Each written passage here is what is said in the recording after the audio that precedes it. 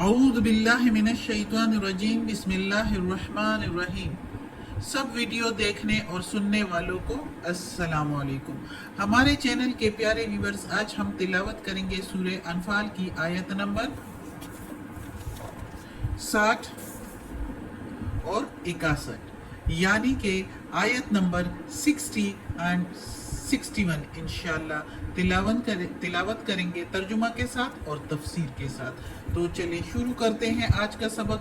लेकिन शुरू करने से पहले चैनल को सब्सक्राइब करें, बेल नोटिफिकेशन को ऑन करें ताकि अगली वीडियो आपको आसानी से मिलती रहे, और हो सके तो शेयर भी करें ताकि ज़्यादा से ज़्यादा लोग देखें, आपको भी सवाब मिले और मुझे भी।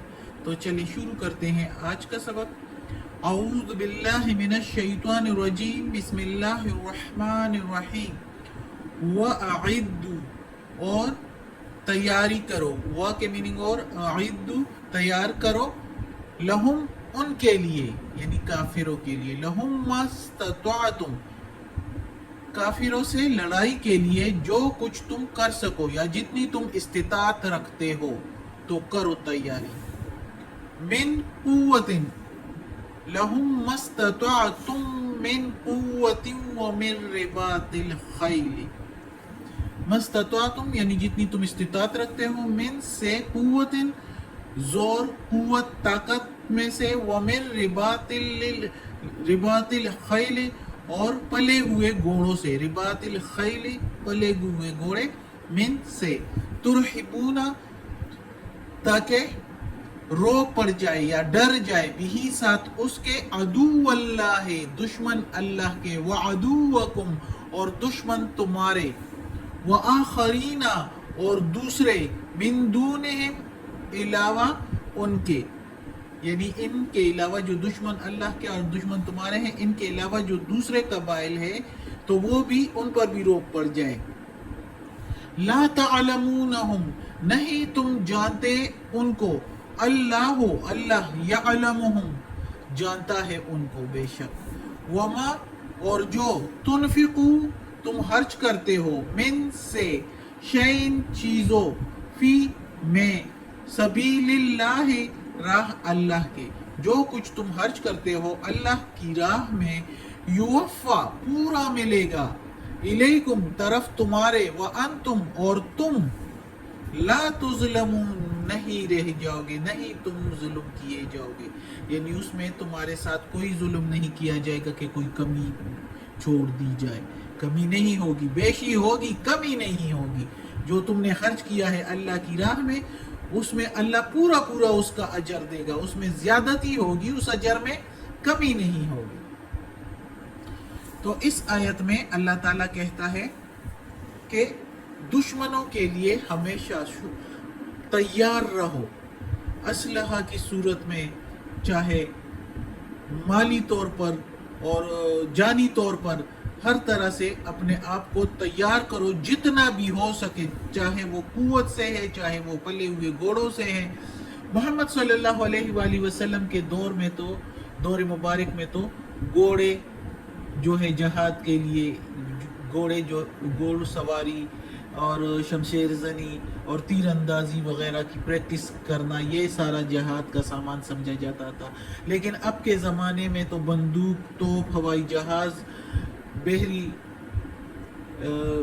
जहाज़, ये सारी की तैयारी जो है वो जंग के लिए तैयार रहने चाहिए। तो अल्लाह ताला कहता है कि हर वक्त अपने आप को दुश्मनों से लड़ाई के लिए तैयार रखो। ये ना हो कि दुश्मन हमला करे तो उसके को रोकने के लिए घबराहट में आ जाएं, घबराहट हो जाएं और असलहा और सामान जमा करते करते की कोशिश में लग जाएं, और इसी असना में दुश्मन जो है वो अपना सारा काम कर जाए। तो ऐसे नहीं, अल्लाह ताला कहता है कि पहले से तैयारी रखो, अपनी फौज भी तैयार रखो, अपने असलहा और सामान की भी तैयारी रखो। एक तैयार फौज होनी चाहिए ताकि जैसे ही कोई दुश्मन अगर हमला करे तो हम भी आगे से तैयार हो। तो घोड़ों के मामले में तो शुरू से ہے کہ قیامت تک کے لیے خدا نے اس کی پیشانی میں خیر رکھ دی ہے، گھوڑے کی پیشانی میں. اور حدیث میں ہے کہ جو شخص گھوڑا جہاد کی نیت سے پالتا ہے اس کے کھانے پینے بلکہ ہر قدم اٹھانے پر اس کو ثواب ملتا ہے، اور اس کی خوراک جو ہے وہ بھی قیامت کے دن ترازو میں وزن کیا جائے گا جو اس کو کھلایا جاتا ہے. تو اتنا ثواب ہے جہاد کے لیے کچھ بھی تیار رکھنا، کوئی چیز بھی. یہ تو گھوڑے کی بات ہو رہی ہے، لیکن اور بھی جو نیت کی جاتی ہے کہ یہ میں اس لیے تیار کرتا ہوں، یہ چیزیں رکھتا ہوں کہ جہاد کا موقع آئے تو میں اس طرح کر لوں، تو اس کا بہت ثواب ہے. اور سب سامان اور تیاری دشمنوں پر رعب جمانے کے لیے، تاکہ دشمنوں پر رعب رہے. اور دشمنوں پر جو اللہ کے دشمن ہے اور جو تمہارے دشمن ہے، یعنی اس وقت تو جو مشرکین مکہ تھے وہ تھے خاص طور پر، لیکن اس کے علاوہ دوسرے بھی اللہ تعالیٰ ذکر کر رہا ہے. تو اس سے علاوہ دوسرے جس طرح کے منافقین ہیں جو مسلمانوں کا لبادہ اڑ کے تو بیٹھے ہوئے تھے، جس طرح کے یہودیوں کا قبیلہ بنو قریظہ تھا جو کہ کہتے تھے کہ ہم معاہدہ تو مسلمانوں کے ساتھ کیا تھا لیکن اندر خانے مشرکین کے ساتھ ملے ہوئے تھے.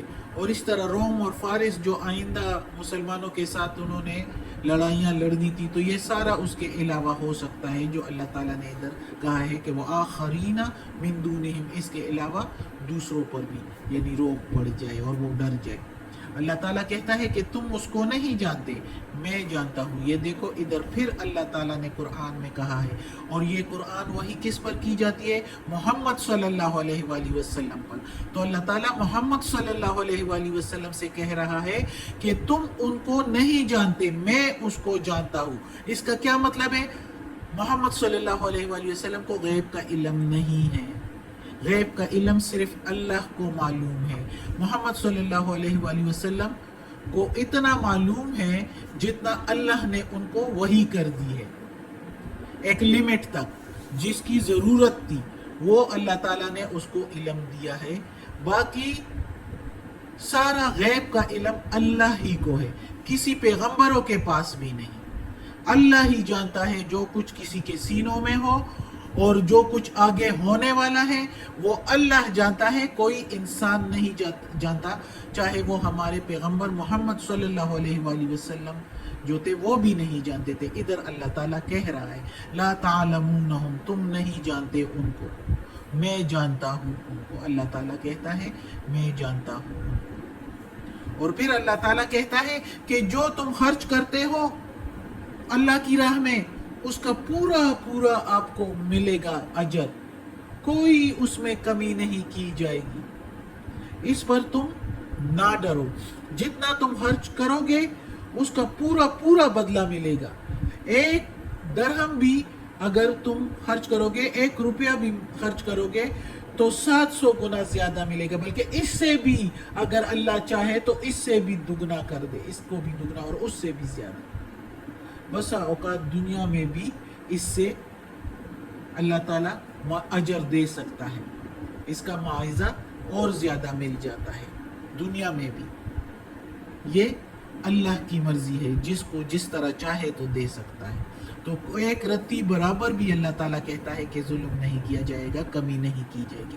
ادھر ظلم سے مطلب ہے کہ کمی نہیں کی جائے گی اس کے اجر میں. اگلی آیت ہے وَإِن جَنَحُوا،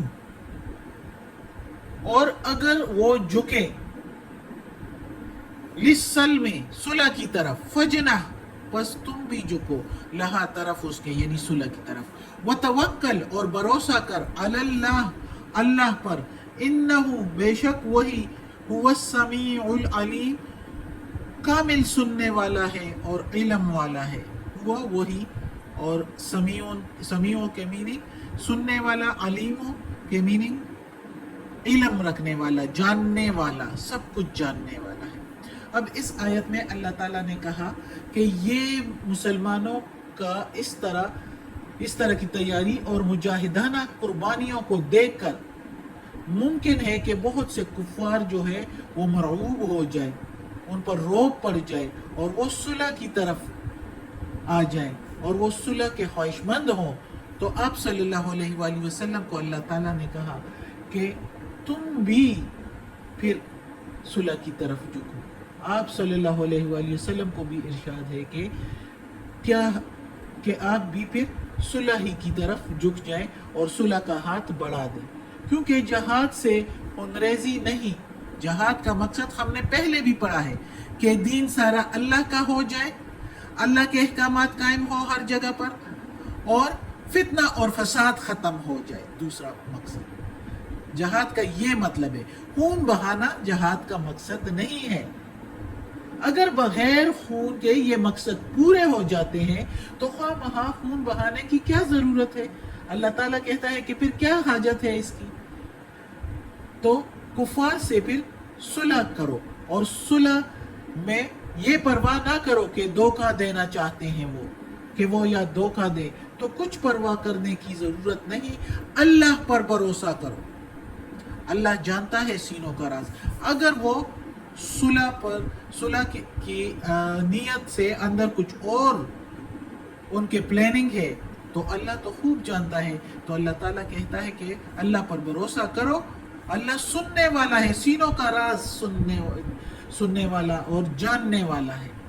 وہ اگر آپس میں چھپ چھپ کے مشورے کر بھی رہے ہوں تو ان کی نیتیں اور ان کے مشورے اللہ کے آگے نہیں چل سکتے. اللہ ان کے اندرونی مشوروں کو سن سکتا ہے.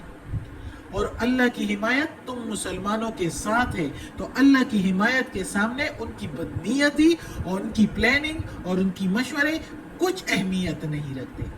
آپ اپنی نیت صاف رکھو، اللہ تمہارے ساتھ ہے، اللہ کی حمایت تمہارے ساتھ ہے. تو تم لوگ اللہ پر بھروسہ رکھو اور کچھ پرواہ نہ کرو، اور اگر وہ صلح کرے تو تم بھی صلح کرو.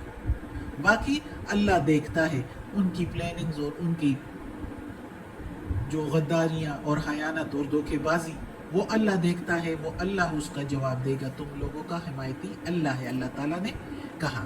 بے شک اللہ تعالیٰ مسلمانوں کا ساتھ دینے والا ہے. اگر کسی جگہ پر ڈیل دی ہوتی ہے تو یہ کوئی مصلحت ہوتی ہے. اللہ ہمیں توفیق دے کہ ہم اس قرآن مجید کا ترجمہ مکمل کریں اور اس پر عمل کرنے کی توفیق دے. صدق اللہ العظیم. آج کا سبق ختم ہوتا ہے. اللہ ہمیں توفیق دے اس قرآن مجید کا ترجمہ مکمل کرنے کی اور اس پر عمل کرنے کی توفیق دے. اور یا اللہ یہ قرآن مجید کی تلاوت کی ہے، اس کے زیر زبر پیش میں تلفظ میں ترجمہ تفسیر میں کوئی غلطی ہوئی ہو تو یا اللہ تو غفور الرحیم ہے، رحمان و رحیم ہے، تو معاف کرنے والا ہے، ہمیں معاف کر دے یا اللہ. اور یا پروردگار ہمیں اپنے نیک اور صالح لوگوں میں شامل کر دے اور ہمیں عافیت والے معاملات دے. ہماری بیماریاں، تکالیف، پریشانیاں اور برائیاں ہم سے دور کر دیں. آمین ثم آمین.